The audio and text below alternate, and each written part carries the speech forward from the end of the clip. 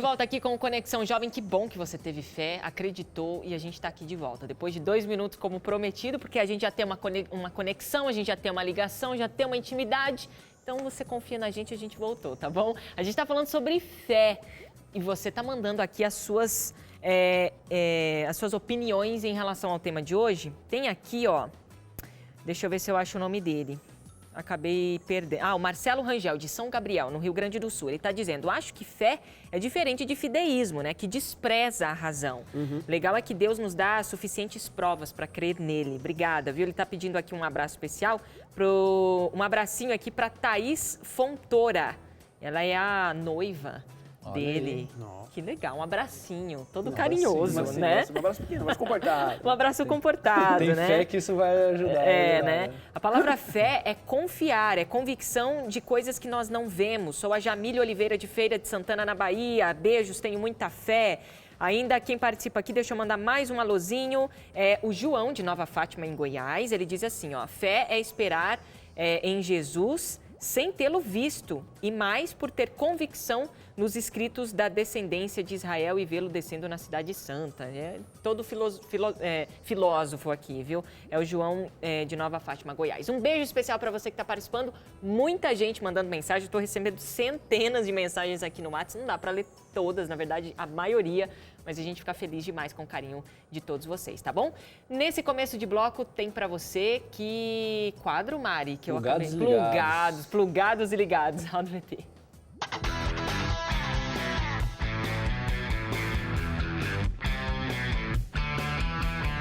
Olá pessoal, bem-vindos a mais um Plugados e Ligados e no episódio de hoje eu vou falar para vocês sobre vídeos que são viralizados, ou no caso, como é que você pode fazer algum conteúdo na internet que possa ser viralizado, como um vírus, né, que se propaga.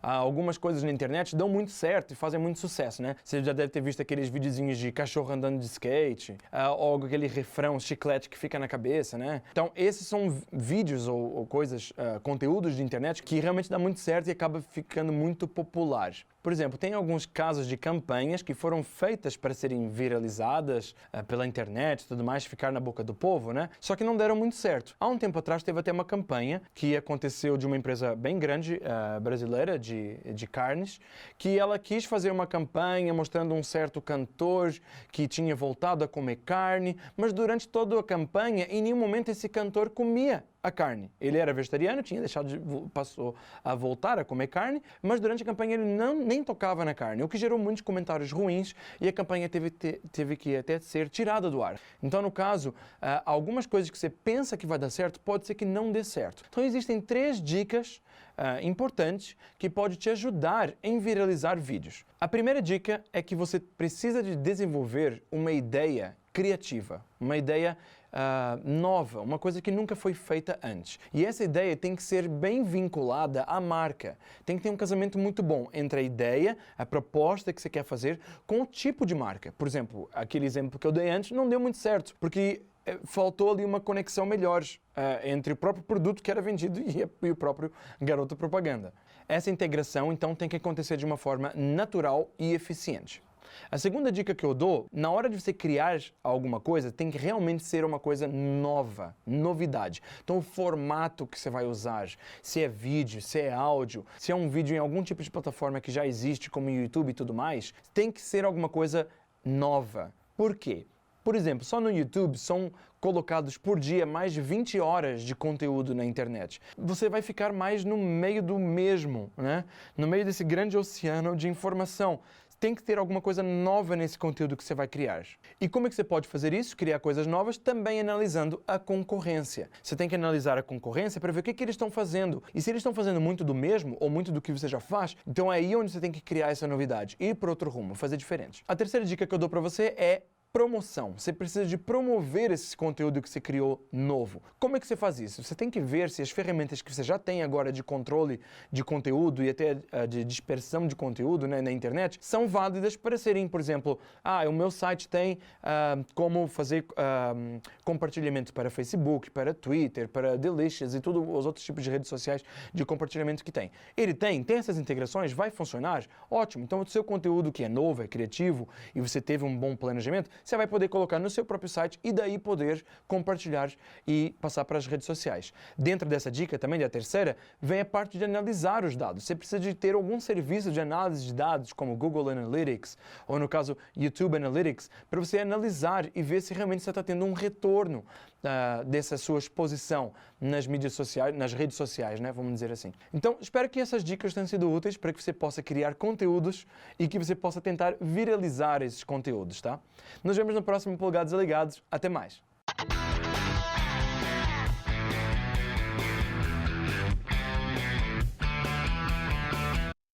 Tá aí, Plugados e Ligados, lá no nosso Facebook, dá para você assistir quantas vezes quiser e compartilhar também. facebook.com/Conexão Jovem Oficial. Voltando aqui ao nosso programa sobre fé. Um ateu pode ter fé, Tiago? Na verdade, pensando na definição bíblica de fé, não tem ninguém, independente da ideologia que abraça, que não tenha fé. Porque se você tem... todos nós estamos lidando com questões cujas respostas fogem da nossa capacidade de dar 100% de certeza. Então, um ateu, na ideologia que ele abraça, ele tem fé. Inclusive, ele falando que não acredita no que a gente acredita, por exemplo, ele acredita em alguma coisa, Sim, né? Então... ele precisa... E Ele mesmo acredita que Deus não existe, mas também Ok. não existe prova que Deus não existe. A gente não consegue provar que Deus existe, mas também não prova que Deus não existe. Então, E se a gente não subjetivo. pensa, se a gente não pensa em, não creio que existe uma mente que planejou todas as coisas, tá? Então eu creio no acaso, mas o acaso também a gente não tem experiências suficientes com o acaso para a gente poder dar 100% de certeza Exato. que o acaso faz tudo isso. Então é fé. De qualquer maneira, pensando na definição bíblica de fé como certeza de coisas que eu não vejo, todos nós temos fé, independente da ideologia, independente da filosofia que abraça. Todos nós, de alguma maneira, em algum momento, precisamos de fé. Agora, nesse nosso processo de fé, eu posso duvidar de Deus? Ou isso não seria fé? Ou ainda eu posso ter fé e questionar a Deus, por exemplo? Qual é a diferença entre dúvida e questionamento? Então, eu acredito que, ou talvez, não sei se é o mais importante até saber a diferença entre as duas coisas. Eu acho que algo bem importante é a gente entender que a fé, pensando nessa ideia de ser um músculo, que a fé é um processo. E é um processo de desenvolvimento de fé que a gente está vivendo esse processo com um Deus que é amor e que entende o tempo de cada um. Então, Deus entende que em alguns momentos eu não tenho ainda elementos suficientes para confiar 100%. E eu vou ser meio reticente, eu vou questionar. E eu vou mas Senhor, e não tem nenhum problema a gente às vezes questionar por que o Senhor permite isso, por que o Senhor deixou passar por isso. A gente vê Jó, né? Apesar de a gente falar de Jó, um exemplo de paciência, de fé e tudo mais, Jó é alguém que questiona constantemente e questiona duramente, né? Não é porque a fé dele, mas é porque para a experiência dele, e a gente precisa entender que existe espaço para isso na nossa relação com Deus. Então, aqueles que duvidam, e talvez a gente tem gente sempre, a gente mesmo, né? Acho que todo mundo em algum momento duvida, questiona, né? Tenta entender por que Deus está levando a gente por algum caminho ou por outro. Quando a gente passa por isso, a gente precisa entender que a fé é um processo, Deus respeita isso, e Deus vai nos dar elementos, e talvez já nos deu, a gente só precisa agora treinar um pouquinho a nossa percepção para encontrar esses elementos, para que a gente lide com esses questionamentos, com essas dúvidas. Tem até uma participação aí, né, Chapolin? Tiago, rapidinho, assim, se pudesse dar uma mensagem para esse telespectador. Eu não vou citar o nome dele, eu só vou ler o comentário. Apesar dele não colocar aqui, não poderia nada, ele não colocou, mas eu vou evitar. Mas ele vai saber, ele está assistindo a gente, ele vai saber qual é o comentário dele. Ele diz o seguinte: fé para mim é tudo, mas pena que parece que Deus esqueceu de mim. Anos que venho sofrendo um problema e peço ajuda, mas Deus nunca me ouve. O que você poderia, de repente, dizer para essa pessoa, Tiago, que acha que Deus não está escutando ele, que acha que, de repente... Deus abandonou ele. Deus abandonou, apesar de que ele achar que fé é algo muito importante, né? Eu acredito que tem duas coisas importantes. A primeira acho que para todo mundo, a gente precisa entender que Deus não é alguém que se relaciona apenas com a minha história. Deus se relaciona com a história da humanidade desde sempre. Talvez, eu olhando para a minha vida agora, eu não consigo encontrar elementos ou evidências que sirvam de combustível para a minha fé. Mas eu tenho elementos na história bíblica, na história das outras pessoas que dão provas de quem Deus é. Não só daquilo que Ele faz, mas de quem Ele é. Então, quando às vezes a gente está passando por um momento de crise, como é o caso desse rapaz que entrou em contato, a gente passa por um momento de crise, talvez que se estende por muito tempo, a gente tentado a pensar que Deus não está fazendo nada e que se Deus fizesse de uma outra maneira seria melhor e tudo mais. A gente pode olhar para a história das pessoas e perceber quem Deus é, olhar para a história bíblica e perceber quem Deus é, e talvez isso nos ajude a reler a nossa história de uma outra maneira. Mas uma outra coisa também é que a gente precisa pensar que a gente não tem garantia nenhuma das realidades não vividas, né? Às vezes a gente sofre muito pelas realidades que a gente ainda não está vivendo. E às vezes a gente está num momento de muito sofrimento e a gente entende que a solução para esse sofrimento é alguma outra coisa que vai acontecer ou que está por acontecer. Só que a gente não tem garantia nenhuma disso, né? E às vezes a gente está olhando para aquela realidade do momento, sofrendo por ela, mas a outra realidade não dá, a gente não tem como saber se é exatamente o melhor ou se não é o melhor. E às vezes a gente pensa, não, a gente tem que confiar que Deus sabe o que é melhor. E realmente, Deus sabe o que é melhor. Para Ele, uma coisa que talvez, não sei se ajuda, mas uma coisa que pode de alguma maneira auxiliar é: Deus sempre ouve. Como é que eu sei disso? Porque Ele sempre ouviu, Ele diz que Ele ouve. É o que eu sei sobre Deus.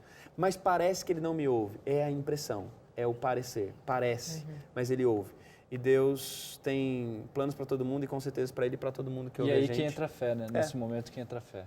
Que é o que o Kierkegaard, que é um filósofo dinamarquês, né, tem uma frase muito famosa dele naquele livro Temor e Tremor, né, que é: a fé, ela beira o absurdo. Né? É um negócio que realmente eu sei sobre Deus, eu conheço sobre Ele, mas assim, é uma coisa que, meio que improvável de acontecer, o absurdo mesmo, que foi no caso de Abraão, né? E que por saber disso, eu sou levado às vezes a uma situação extrema, e essa situação extrema não muda quem Ele é. E por não mudar quem Ele é, não muda a minha resposta a Ele, que é o que acontece com Abraão. Quando a gente olha para Abraão, Abraão recebe várias vezes o chamado de Deus próprio, né? Olha, sai da tua terra e tal, vai para a terra que eu vou te mostrar. Eu vou mostrar. E Hebreus 11 fala que Abraão morreu sem conhecer essa cidade. Que ele saiu, que ele morreu sem conhecer essa cidade, porque essa cidade que Deus prometeu para Abraão é uma cidade que Deus não quis dar para Abraão antes de poder dar para todos os seus filhos, para dar junto para todos eles, né? Então, essa experiência de Abraão, e depois Abraão lá quando é chamado para oferecer o único filho, né, que era o filho da promessa e tudo mais, tal. Abraão sabia sobre Deus o suficiente para entender, como Hebreus 11 diz o seguinte, que Deus era capaz de devolver a vida ao filho, e ele sabia que é talvez o grande lance da fé para mim é a gente entender que Deus, ele falou até que a fé é tudo. A fé não é tudo. Deus é tudo. Ele é suficiente. As bênçãos dele não são suficientes. As bênçãos dele sempre vão ser incompletas. Deus é tudo. E o grande negócio da fé é confiar que Deus é suficiente. E se Ele não me dá nada, Ele não me preenche com nenhuma bênção, mas Ele dá dele, Ele já me deu tudo. Abraão tinha essa consciência. Se me faltar o filho, eu tenho a Deus e Deus me é suficiente. E talvez o desenvolvimento da fé é chegar nesse ponto. De eu conseguir olhar para o deserto e entender que no deserto eu tenho a Deus e eu tenho tudo. Tem uma frase que diz que quem tem Deus e tem tudo, não tem mais do que quem tem Deus e não tem nada. Né? Que é essa ideia, eu tenho Deus. E é interessante esse negócio do deserto, né? Porque todos os profetas não, mas os queridos de Deus, né? Pega José, pega Moisés, pega Abraão, enfim, todos que tiveram que passar pelo deserto. Tiveram que passar essa prova, né? Enfim, isso é E são provas que às vezes levam algumas páginas só da Bíblia, mas foram anos, anos. José passou anos preso, Moisés, 40 anos pastoreando. Então, assim, é um deserto muito comprido às vezes, mas é saber quem Deus é e saber que Ele é suficiente, é o que sustenta. Muito bem. Agora você confere a participação dele, né? Sempre Marcelo Rezende, roda o VT. Diz aí, pastor. E aí, pessoal, tudo bom? Beleza? Tudo na paz com vocês? Quando a gente fala de fé, para aqueles que conhecem um pouquinho mais do texto bíblico, logo vem à mente aquela definição clássica do livro de Hebreus, né? No capítulo 11. A fé é a convicção de coisas que não aconteceram, a certeza de fatos que não se veem. E a gente sempre define a fé dessa maneira, enxerga a fé dessa forma. Outras pessoas acreditam que a fé é uma espécie de sentimento. E assim como o amor, sobre o qual eu falei com vocês aqui há alguns programas anteriores, nós sentimos a fé. E nós acreditamos que as nossas emoções, o nosso estado de espírito, as circunstâncias atuais da nossa vida, a forma como nós estamos tendo a disposição para poder encarar os momentos bons e viver os momentos difíceis também, tudo isso determina o nosso estado de fé, a nossa fé. De forma que a fé, ela é uma coisa subjetiva para muitas pessoas. Outros já vão por outro caminho. A fé, ela constitui a crença no dogma, na doutrina, na religião. Eu vou agir de acordo com a minha fé, não é como muitas pessoas falam? Talvez até mesmo você já tenha se referido à fé como um conjunto de crenças. Mas, na verdade, a fé, na sua essência, ela não é nada disso. A fé não é nem um sentimento e muito menos um conjunto de crenças. A fé não é um sentimento. O sentimento não deve estar atrelado à fé. A Bíblia é categórica em dizer que o justo, aquele que conhece a Deus, aquele que se relaciona com Deus, vive pela fé. E eu não vivo baseado no meu sentimento. Eu não me relaciono com Deus determinado naquilo que eu sinto. Eu não vou colocar como a referência da fidelidade de Deus, eu não vou testar Deus, eu não vou experimentar Deus com base naquilo que o meu estado atual de emoções determina para mim. Isso é algo totalmente errado e não tem base alguma. Da mesma forma, a fé também não é, como eu disse, que um conjunto de crenças. Isso você crê. Até aquele que não crê, do ponto de vista dogmático de uma religião, também crê em alguma coisa que o sustenta no seu ceticismo. O fato de crer não determina a fé. Fé é confiança. A palavra hebraica para fé, emunar, significa exatamente isso, é confiança. Eu confio em Deus, eu conheço o caráter dele, eu experimentei Deus. Por isso a fé é um processo experimental. Ela vai crescendo à medida que eu vou conhecendo a pessoa com quem eu me relaciono. Por isso é básico e é impossível alguém dizer que se relaciona com Deus e não tem fé. Não conhece Deus. Fé é experiência, fé é conhecimento. Não depende do que eu sinto. Até mesmo no meu momento de maior tristeza, de maior angústia, eu também posso ter fé. Eu posso conhecer a Deus, tá bom? Pense nisso. Um abraço para todos. Valeu, pastor Marcelo. E Valeu, Bia. final de mais um Conexão. Obrigada, Tiago. Valeu, prazer. até a próxima, viu? Valeu, Obrigado. Tiago. Até a Tiagos, próxima. sempre Tiagos aqui. Tiagos, estou em boa companhia hoje. Valeu você aí de casa. Obrigada pela companhia. Até o próximo Conexão. Quem quer faz, quem não quer dá desculpa.